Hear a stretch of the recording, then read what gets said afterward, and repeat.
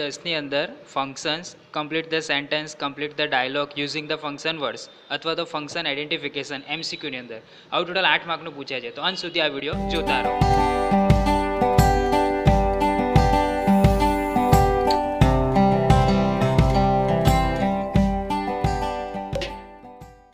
તો આપણે પહેલાં જોઈ લઈશું. પહેલું છે ડિસ્ક્રાઇબિંગ ધ પર્સન, એટલે કે વ્યક્તિ કોણ છે તે તમારે બતાવવાનું હોય. એનું એક્ઝામ્પલ છે પહેલું, રીતિકા ઇઝ ધ ગર્લ. એને ડિસ્ક્રાઇબ કરવાનું હોય તો Ritika is the girl who is selected as the monitor. મેં હુ યુઝ કરી અને એને ડિસ્ક્રાઇબ કર્યું. That is the man, describing the person. તો that is the man whose son is a doctor. તો એને ડિસ્ક્રાઇબ કર્યું કે એનો છોકરો ડૉક્ટર છે. આ રીતે તમે કોઈ બી વ્યક્તિને બતાવી શકો. હુ, હુઝ, વિચ, ધેટ, એવી રીતે તમે અલગ અલગ શબ્દ એ બતાવ્યા છે એ પ્રમાણે તમે યુઝ કરી શકો. છે ડિસ્ક્રાઇબિંગ ધ પ્લેસ, એટલે કે જગ્યા અથવા તો સ્થળ વિશે તમારે બતાવવાનું હોય એની અંદર, અથવા તેનું મહત્ત્વ બતાવવાનું હોય. એનું એક્ઝામ્પલ આપણે જોઈએ. સોમનાથ, પછી બ્લેન્ક આપી છે ડિસ્ક્રાઇબિંગ ધ પ્લેસ, મતલબ કે સોમનાથ વિશે તમારે જણાવવાનું. તો મેં લખું છું કે Somnath is the place which is famous for the Shivji temple.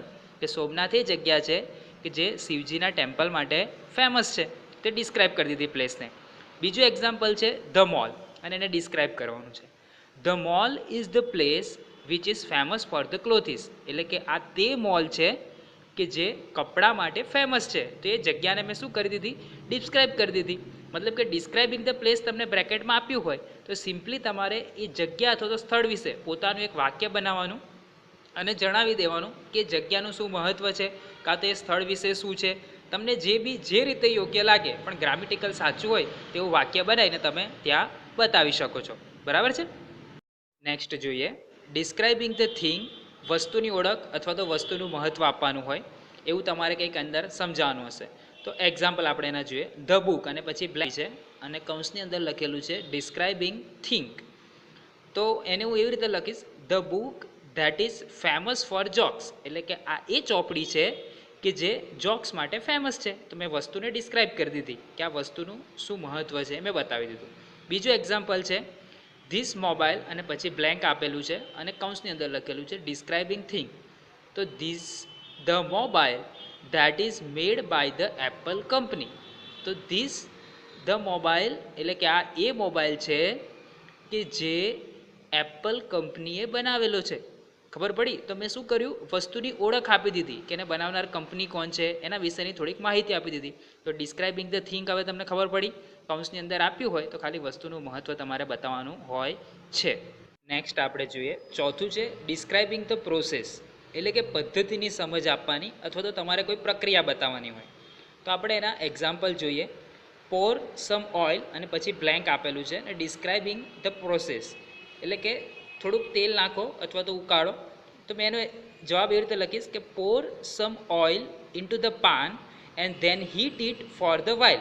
એટલે કે તેલ નાખો, તપેલી હોય કાં તો તાવડી હોય એની અંદર, અને એને થોડા સમય સુધી ગરમ કરો.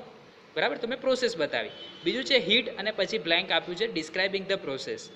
તો એને હું એવી રીતે કરીશ કે heat the milk and add some sugar to it. તમે તમારી રીતે કોઈ બી પ્રોસેસ બતાવી શકો, પણ મતલબ શું થયું કે ગરમ કરો દૂધને અને એની અંદર ખાંડ નાખો.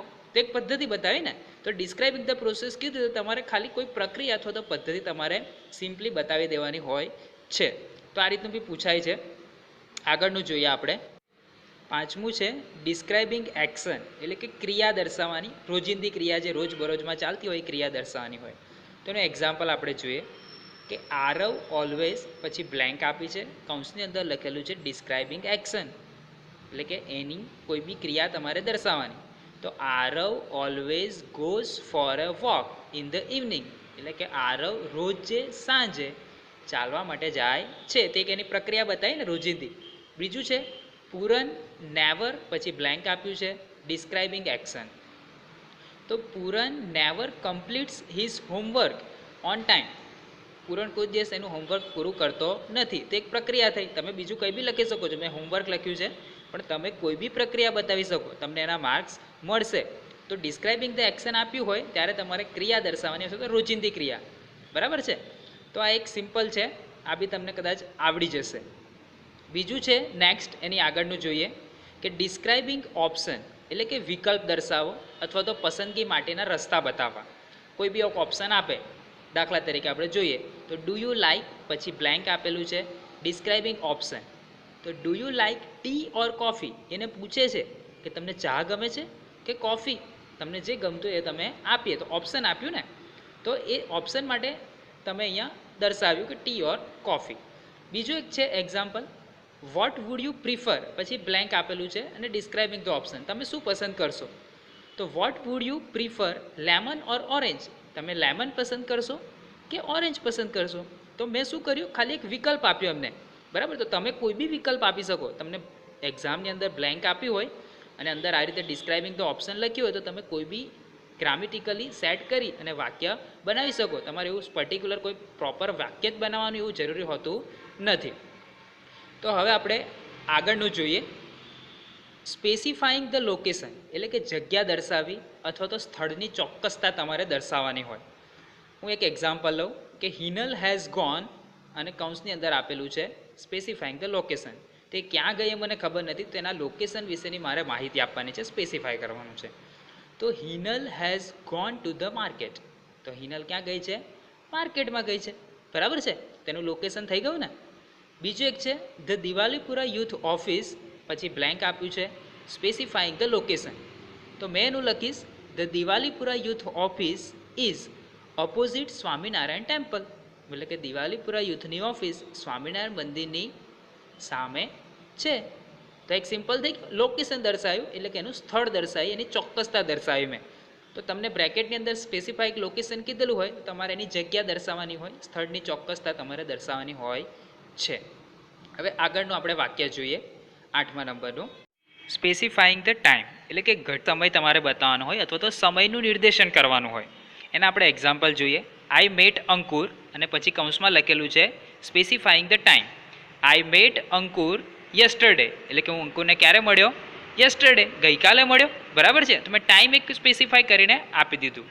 બીજું છે the event specifying the time એટલે કે ઇવેન્ટ ક્યારે છે એ ખબર નથી, તો the event will be tomorrow, event ક્યારે છે, કાલે છે.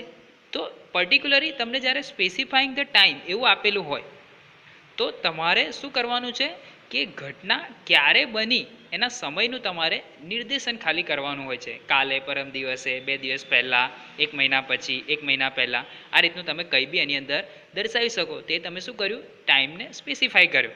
MCQની માટે બી તમે આ જ રીતે સિલેક્ટ કરી શકો છો. તો આપણે આગળનું જોઈએ 9મા નંબરનું વાક્ય, સ્પેસિફાઈંગ ધ એક્શન એટલે કે સામાન્ય ક્રિયા અથવા તો રોજિંદા ક્રિયા દર્શાવવાની.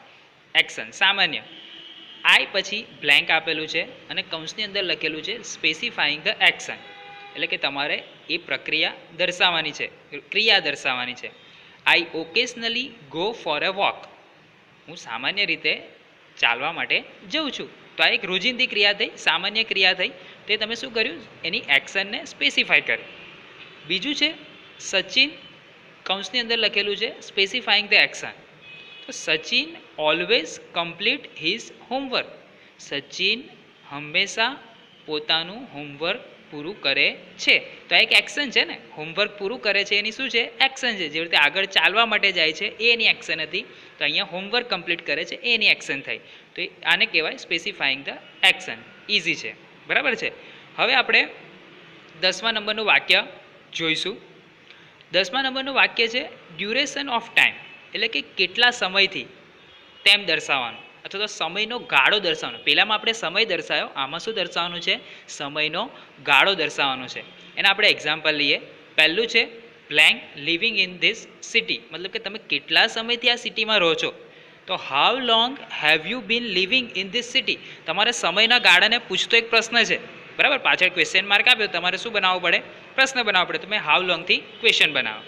બીજું છે બ્લેન્ક લર્નિંગ ઇંગ્લિશ, તો તમે કેટલા સમયથી, ડ્યુરેશન ઓફ ટાઈમ મતલબ તમે કેટલા સમયથી ઇંગ્લિશ શીખી રહ્યા છો. તો how long have you bin learning English, તમે કેટલા સમયથી અંગ્રેજી શીખી રહ્યા છો. તો આ રીતનું જ્યારે આપેલું હોય ડ્યુરેશન ઓફ ટાઈમ, તેનો ડ્યુરેશન બતાવવાનો કે એક્ઝેક્ટ ટાઈમનો સમયગાળો કેટલો હતો. સમયગાળો દર્શાવશો એટલે તમારો જે જવાબ છે એ કેવો પડશે, સાચો પડશે. હવે આપણે આગળનું જોઈએ 11મા નંબરનું, પોઈન્ટ ઓફ ટાઈમ એટલે કે ચોક્કસ સમયગાળો બતાવવાનો હોય. ભૂતકાળના કોઈ ચોક્કસ સમયગાળો તમારે દર્શાવવાનો હોય. સીન્સ દ્વારા આપણે આની અંદર વાક્ય બનાવીશું. તેના એક્ઝામ્પલ આપણે જોઈએ. પહેલું છે આઈ હેવ, પછી બ્લેન્ક આપેલું છે, કૌંસની અંદર તમને આપ્યું હોય પોઈન્ટ ઓફ ટાઈમ. તો I have not met him since he was appointed, એટલે કે જ્યારનો અપોઇન્ટ થયો ત્યારથી હું એને મળ્યો નથી, એની માટે મેં શું યુઝ કર્યું? સિન્સ કર્યું. બીજું છે બ્લેન્ક 2011 અને કૌંસની અંદર આપેલું છે પોઈન્ટ ઓફ ટાઈમ. તો I have been living here since 2011, એટલે કે હું 2011થી આ જગ્યાએ રહું છું. તો મેં એક પોઈન્ટ બતાવ્યો સિન્સ યુઝ કરીને સમયનો. તો જ્યારે બી તમને પોઈન્ટ ઓફ ટાઈમ એવું આપેલું હોય બ્રેકેટની અંદર, તો તમારે ખાલી શું બતાવવાનું છે? એક ચોક્કસ સમયગાળો સિન્સનો ઉપયોગ કરીને બતાવવાનો હોય છે. તો આને કહેવાય પોઈન્ટ ઓફ ટાઈમ. હવે આગળ જોઈએ. ઇન્ક્વાયરી એઝ નેચર, એટલે કે સામાન્ય પૂછપરછ દર્શાવતો પ્રશ્ન. આપણે કોઈને મળીએ, કોઈકની પાસે કશી માહિતી માંગતા હોય તો કેવો પ્રશ્ન પૂછે? બસ એ જ તમારે બનાવવાનું છે. તો એના એક્ઝામ્પલ આપણે જોઈએ. પહેલું છે વેર, પછી બ્લેન્ક આપેલું છે અને કૌંસની અંદર ક્વેશ્ચન માર્કની સાથે ઇન્ક્વાયરી એઝ નેચર એવું આપેલું છે.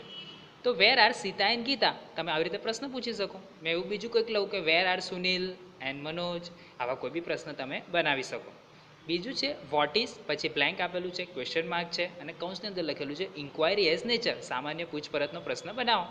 તો what is the time of the arrival of the train, એટલે કે ટ્રેન આવવાનો સમયગાળો શું છે એ મને જણાવો. શું છે? ખાલી સામાન્ય પૂછપરછ કરીને. તો આવા જ ખાલી પ્રશ્ન બનાવવાના હોય. તો ઇન્ક્વાયરી એઝ નેચર તો બહુ જ સહેલું છે. તમે સામાન્ય જે રોજિંદા જે પ્રશ્નો પૂછો છો એવા જ પ્રશ્ન તમારે એની અંદર બનાવીને લખી દેવાનું. ડાયલોગ હોય, એમસીક્યુ હોય કે ખાલી જગ્યા આપેલી હોય, ગમે તે હોય, તમે એના પૂરેપૂરા માર્ક મેળવી શકો.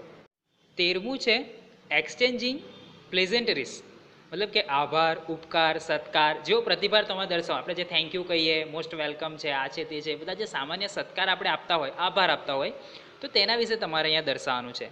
એનું એક એક્ઝામ્પલ લઉં. બ્લેન્ક આપેલું છે, પછી લખ્યું છે યુ આર વેલકમ અને કૌંસની અંદર લખેલું છે એક્સચેન્જિંગ પ્લેઝેન્ટરીઝ. તો thank you so much for your help, you are welcome. મેં ખાલી શું ઉમેર્યું? Thank you so much for your help. બરાબર? તો આ એક સેન્ટેન્સ થઈ ગયું. બીજું છે would you like to have some more tea, exchanging pleasantries. તો would you like to have some more tea? Yes please thank you. આપણે કહીએ ને સામાન્ય જે જવાબ આપીએ, પહેલામાં ઇન્ક્વાયરી હતી, આમાં આપણે શું કરવાનું છે? એક સામાન્ય જવાબ આપવાનો છે. આમે એક્સચેન્જ કરવાનું છે તમારા ફ્રેઝને. તો આ એક સિમ્પલ છે એક્સચેન્જિંગ પ્લેઝેન્ટરીઝ. તમારે આભાર વ્યક્ત કરવાનો, ઉપકાર બતાવવાનો, સત્કાર બતાવવાનો, ગમે તે તમે દર્શાવી શકો છો. બરાબર છે? તો તમને ખબર પડે. બીજા અન્ય એમસીક્યુ માટે તમને પૂછાય છે, તો એવાનું આપણે ઉદાહરણ લઈએ. ડિસ્ક્રાઇબિંગ ડિગ્રી ઓફ કમ્પેરિઝન, એટલે કે તમારે તુલના દર્શાવવાની હોય. દાખલા તરીકે Ashram express does not run faster than Sarvodaya express. તો આમાં ડિગ્રી આવી રન ફાસ્ટર ધેન. બરાબર છે? તો ડિગ્રી યુઝ કરી, તો આને શું કહેવાય? Describing the degree of comparison. એમસીક્યુની અંદર આવી રીતે કદાચ ઓપ્શનમાં પૂછાય તો પૂછી શકાય. બીજું છે ડિસ્ક્રાઇબિંગ ધ રિક્વેસ્ટ, એટલે કે આજીજી કે વિનંતી તમારે દર્શાવવાની હોય. તો let me climb the Girnar. સરને પૂછે છે, બરાબર છે? રિક્વેસ્ટ કરે છે, પૂછે છે. તો આ રીતનું કંઈ બી આપેલું હોય તેને શું કહેવાય? ડિસ્ક્રાઇબિંગ ધ રિક્વેસ્ટ, એટલે કે આજીજી કે વિનંતી તમે દર્શાવી.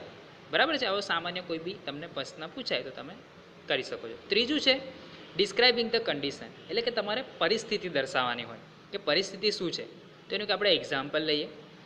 અનલેસ યુ વર્ક હાર્ડ, જ્યાં સુધી તમે હાર્ડવર્ક નહીં કરો, યુ વિલ નોટ સક્સીડ, તમે સફળ થાવ નહીં.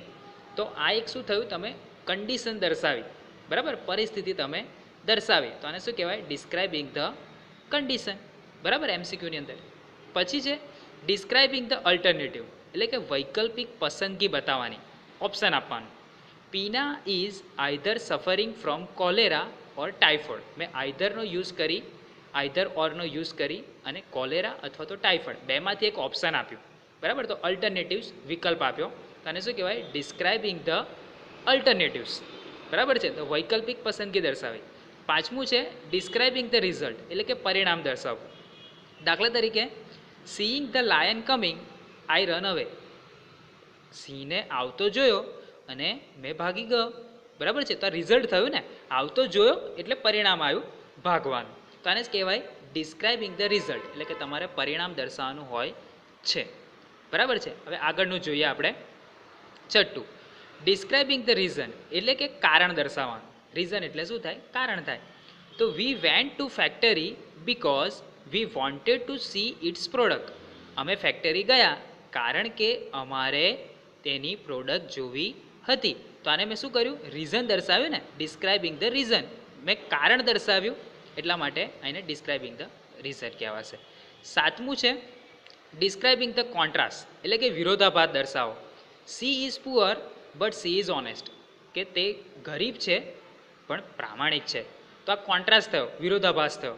તો વિરોધાભાસ જ્યારે બી તમને દર્શાવવાનું કીધું હોય કાં તો ઓપ્શનમાંથી સિલેક્ટ કરવાનું હોય, તો જ્યાં કોન્ટ્રાસ્ટ દેખાય, વિરોધાભાસ દેખાય, એને કહેવાશે ડિસ્ક્રાઇબિંગ ધ કોન્ટ્રાસ્ટ.